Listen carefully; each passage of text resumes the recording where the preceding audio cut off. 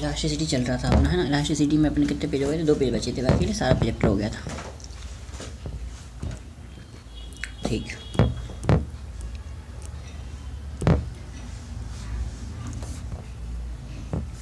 मैंने क्या देख लिया, रिजिड बॉडी क्या होती है, स्ट्रेस क्या होते हैं, 3 टाइप के स्ट्रेन, 3 टाइप के स्ट्रेस, 3 टाइप के स्ट्रेस, 3 टाइप के स्ट्रेन और 3 टाइप के ये मॉडल्स देख लिए थे। उनका अल्फा और बीटा से रिलेशन भी देख लिया था, coefficient of linear expansion, volumetric expansion से और ग्राफ भी देख लिए थे। ठीक है, ये देखो फॉर्मूले सारे, एनर्जी के बारे में बात कर ली, एनर्जी डेंसिटी के बारे में बात कर ली, उसके अलग अलग फॉर्मूले देख लिए, और अपन ने पॉइजन रेशो भी देख लिया था ना, कंप्रेसिबिलिटी भी देख ली थी।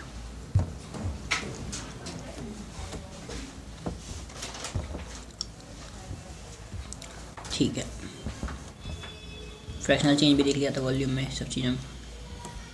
और ये देखना स्पेशल केस का, ये पूरा पे, ये पूरा पे, 2 पेज बचा और क्वेश्चन देखने हैं चैप्टर के। चलो देखते हैं जल्दी। ये L/2 है, ये भी L/2 है, और यहाँ पर ये mg फोर्स लग रहा है बीच में, है ना। तो ये जो डेविएशन है डेल्टा, वो कितना होगा, ये वाली बात चलती है। तो L/2 फलाई है, फलाई, पर ये याद करने वाली बात हो गई। लैंग्वेज में भी कैसा आएगा ये भी नहीं पता, तो उसको मार्क करके रख दो अभी तो।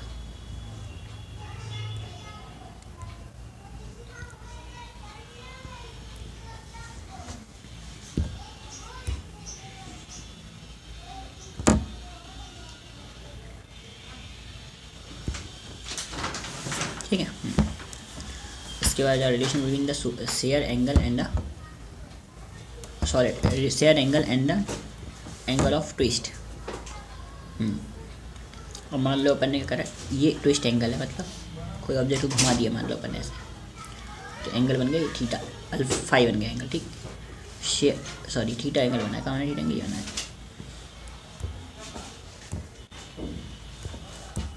तो घुमा रहे हैं अपन, तो यहाँ पे नीचे थीटा एंगल बन रहा है। हाँ, और शेयर एंगल मतलब इसको धक्का दे दिया अपन ने, तो ये वाला एंगल बना फाई, और ये बना ट्विस्ट एंगल। ठीक, ट्विस्ट एंगल नीचे बन गया।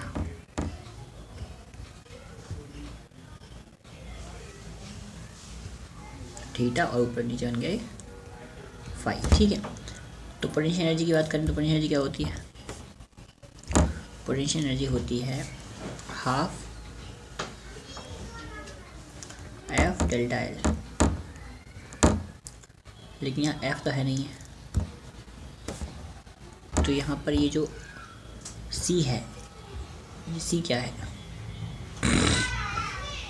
किसी को मालूम नहीं के क्या है किसी को मालूम नहीं है, तो ये चीज़ें किसी को मालूम ही नहीं है, तो इसको फिर छोड़ दो।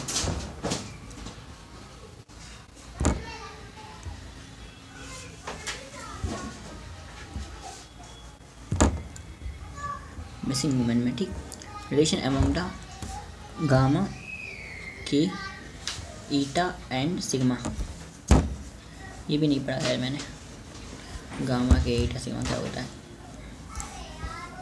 If the length of the wire L1 है eight T1 and L2 eight T2, मतलब टेंशन दे रहे हैं अगर अपन उसको, तो पहली टेंशन पे लेंथ L1 है, दूसरी टेंशन पे लेंथ L2 है, तब जो लेंथ होगी ओरिजिनल लेंथ है वो क्या होगी, देख ओरिजिनल लेंथ जो होगी वो होगी T2 माइनस T1। याद तो रहने वाला है नहीं, तो छोड़ दो उसको भी।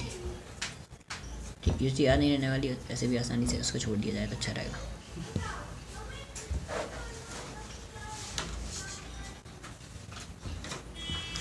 When the block of mass, चलो अभी केस और देख लो 1-2, ये तो सवाल है। ठीक है, स्टेज स्ट्रेन ग्राफ और इलास्टोमर, देखो इलास्टोमर के लिए स्ट्रेन ग्राफ कर रहे हैं, स्टेज जो है और स्ट्रेन ग्राफ वो कैसा होता है, स्क्वायर वाला ग्राफ बनता है ऐसा, एक होता है ऐसा, एक होता है ऐसा, तो ऐसा वाला ग्राफ बनता है।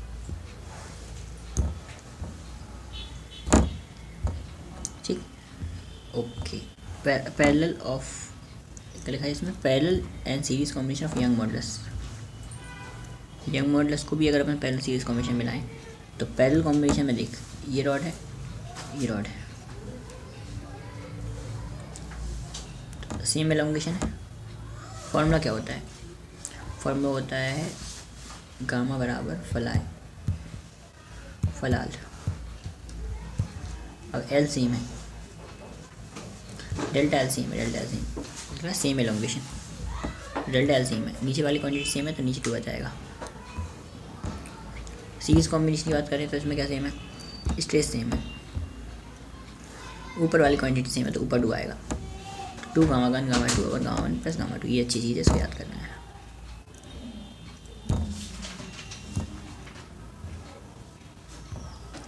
ओके तो मैं लिख दूँ यहाँ पर कि नीचे वाली चीज़ सेम है या ऊपर वाली चीज़ सेम है।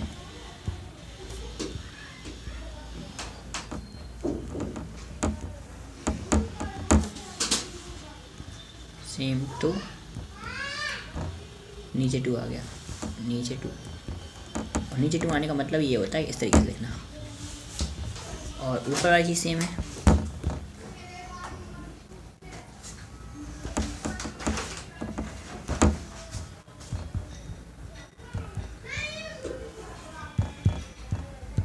तो ऊपर क्या आया? ऊपर वाली चीज़ सेम है तो कहाँ आएगा? ऊपर आएगा।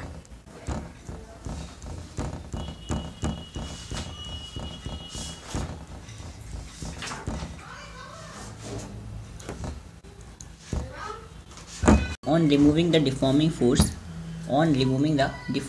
force, solid regain its shape by this graph। अच्छा, जब डिफॉर्मिंग फोर्स को रिमूव कर दिया जाता है तो सॉलिड जो है वो अपनी शेप को रिगेन कर लेता है ना।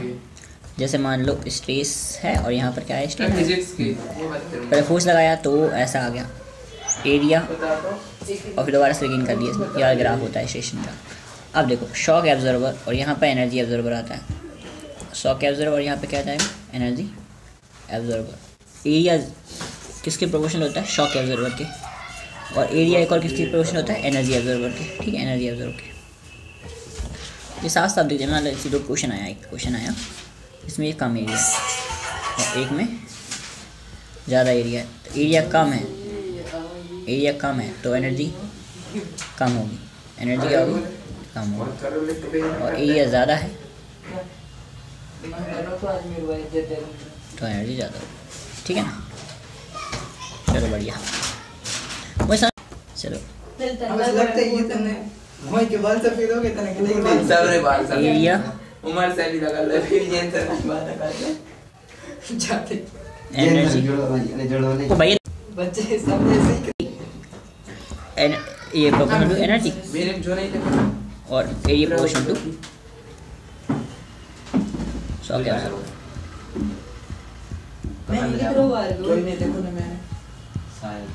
Shock absorber. ठीक, चलो। अरे यार इतनी पंचायत मत कर, जितना ज़्यादा मोटा होगा जो उतना ज़्यादा शॉक एब्जॉर्ब कर पाएगा, उतनी ज़्यादा उसमें एनर्जी होगी। शॉक एब्जॉर्ब कर पाएगा तो एनर्जी ज़्यादा। ठीक है, चलो अब ये ग्राफ पे आ जाओ। बहुत अच्छा ग्राफ, बहुत मज़ेदार शानदार ग्राफ है। ये स्ट्रेन है, ये स्ट्रेस है, स्ट्रेन कर्व है ये, स्ट्रेन कर्व है ना। तो प्रोपोर्शनल लिमिट देख, एक सीमा रहती है हर चीज़ की, एक सीमा है। उस सीमा तक तो ये सीधा चलेगा, उसके बाद उस सीमा तक सीधा चलेगा, उसको बोलते हैं प्रोपोर्शनल लिमिट। उसके बाद थोड़ी देर तक रहेगा ब्रेकिंग स्टैंड, है ना। फिर क्या होगा? यंग मॉडल्स रन राइज करेगा, फिर ईल्ड पॉइंट, एक पॉइंट आएगा ईल्ड पॉइंट, जिस पर वो टूटने लगेगा, मतलब जिसके बाद प्रोपोर्शनल लिमिट ख़त्म हो जाएगी, है ना। फिर एक अल्टीमेट स्ट्रेंथ आएगी, अभी जो भी खींच रहा है लेकिन वो वापस नहीं करेगा, रिगेन नहीं करेगा अपनी शेप को, है ना। अल्टीमेट स्ट्रेंथ को बोलते हैं, यहाँ से तो वापस कर लेगा लेकिन वो प्रोपोर्शनल नहीं है, बस यहाँ से वो वापस भी नहीं करेगा पूरी तरीके से, अल्टीमेट स्ट्रेंथ है। यहाँ पे वो टूट जाएगा,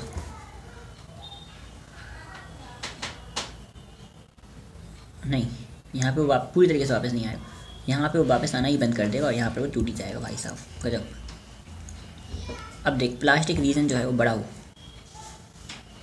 ये प्लास्टिक लिमिट है, ये दूर दूर हो, मान लो किसी पास में ही है तो ब्रिटल है, और अगर ये दूर दूर है तो वो डक्टाइल है, उसको तार बना सकते हो आप आराम से। स्लोप क्या है, rise upon run, rise upon run का रेशो स्लोप। क्या सिस्टमेटिक बनाएगा, सिस्टमेटिक बनाएगा, राइज अपॉन रन का रेशो स्लोप है,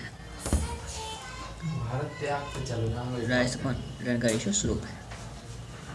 अरे समझ रहे हैं हम, 5 बजने वाले हैं। 5 नहीं यार, रिश्ता परेशान। राइज और रन का रेशो, ठीक। यील्ड पॉइंट जाके पढ़ का काम है वो मासी, अब मैं इधर पढ़ भी आऊँ। और अल्टीमेट स्ट्रेंथ क्या होती है, जिस पर वो वापस ना आए। और फ्रैक्चर पॉइंट क्या होता है, फ्रैक्चर पॉइंट क्या होता है, जिस पर वो टूट जाएगा, इस पर क्या करेगा, वो टूट जाएगा, ठीक है ना। तो ये सारे पॉइंट हैं।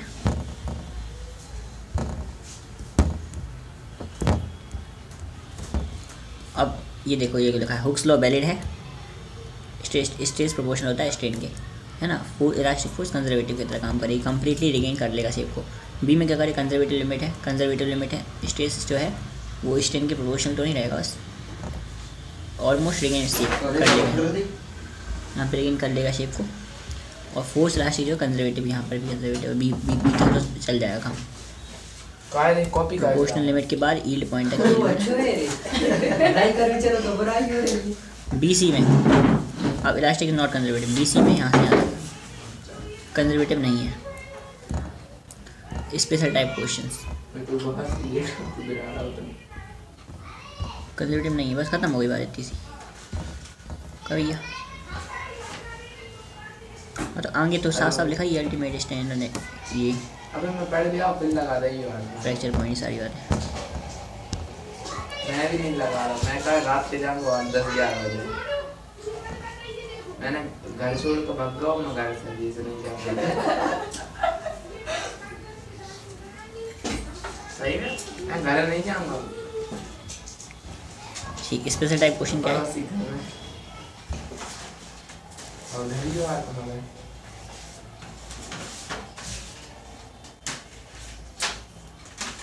आज ये चाय नहीं पी, तुमने दाल छोड़ के सही में मान ले जाओ में तुम से आया सर मारे। ये जो F1 है ना, F1 से खींचा था, और यहाँ पे किससे खींचा था, F2 से खींचा था। यहाँ से F1 से खींचा, यहाँ पे किससे खींचा था, F2 से खींचा था। क्या हो जाए मोबाइल को यार आज? नहीं आपकी नहीं कह रहा सर, नहीं सभी देना पड़ता है, 50 रुपया बुता के साथ। अब वहीं से नहीं देना पड़ रहा। ये F2, ये F1, ये F2 और ये F1 फोर्स लगाएंगे अगर अपन दोनों साइड से, तो होगा ये कुछ कि जो डेल्टा एल आएगा ना, वो देख अपोजिट फोर्स लग रही हैं, तो दोनों उसको खींचेंगे, दोनों खींच रहे होंगे एक तरीके से, तो फिर प्लस कर देंगे अपन फोर्स को। और तो फल आए लेकिन 2 एवरेज फोर्स लेंगे, मतलब सिंपल सी बात, दोनों का एवरेज फोर्स लेंगे। लेकिन अगर दोनों एक खींच रहा है और एक दबा रहा है, तो फिर माइनस लेंगे। सेम में माइनस, अपोजिट में प्लस, सेम में माइनस, अपोजिट में प्लस, ये भी एवरेज, ठीक है। इसमें भी फल आया हुआ, ठीक। और यहाँ देखो एलोंगेशन की बात कर रहे थे, ये खींच रहा है, ये यहाँ से खींच रहा है, यहाँ से 3F और यहाँ से F, तो 3F और यहाँ से क्या है, F है। इस पॉइंट पर भी 2F दिया है, तो क्या करेंगे, तो अपन क्या करेंगे, इस पॉइंट को तोड़ दिया, 3F यहाँ F और F, इस पॉइंट को अलग करके देखें अगर अपन, तो यहाँ 3F लग रहा है, तो इक्वल एंड अपोजिट यहाँ भी लग रहा होगा, 3F और यहाँ पर F लग रहा है, तो यहाँ पर भी F लग रहा होगा। हाँ, तो नेट कितना लग रहा है, 2F लग रहा है, ठीक है। तो डेल्टा 1 और डेल्टा 2, इस वाले को प्लस इस वाले को, दोनों को सेपरेटली प्लस करो और आंसर निकाल लो। तो ये सारे सवाल, इसमें तो कोई एलोंगेशन होनी नहीं चाहिए, होगा लेकिन इसमें एलोंगेशन फलाए, इसमें भी एक साइड की फोर्स को 0 मान लेंगे, एलोंगेशन होगा, लेकिन मैं सोचा होगा ही नहीं, ठीक है। तो अभी भी एलोंगेशन होगा, ये एक साइड फोर्स लग रहा है, लगता है देखने में नहीं होगा, लेकिन होगा।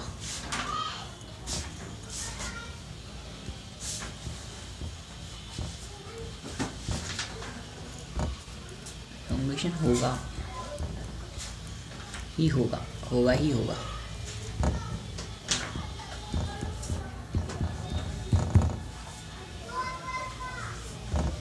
एलोंगेशन होगा ही होगा, ठीक है, ध्यान रखेंगे। ठीक,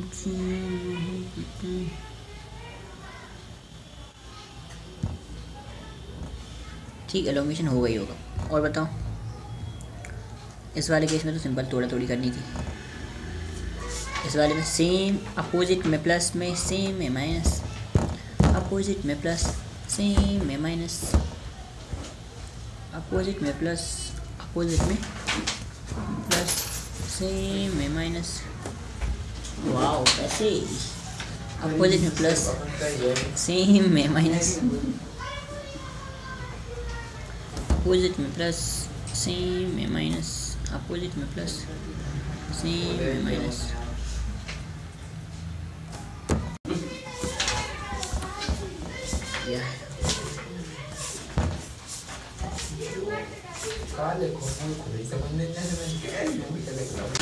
काम खत्म। Push yourself because no one else is going to do it for you. और बच push yourself because no one can else is going to do for it you, है ना। तो पुश करना है अपन को, है ना, एक दूसरे के लिए, ताकि no one is going to do it for you. ठीक है ना, क्लियर कहानी। चलो भैया, ये अपनी कहानी डन हो चुकी है इस चैप्टर की।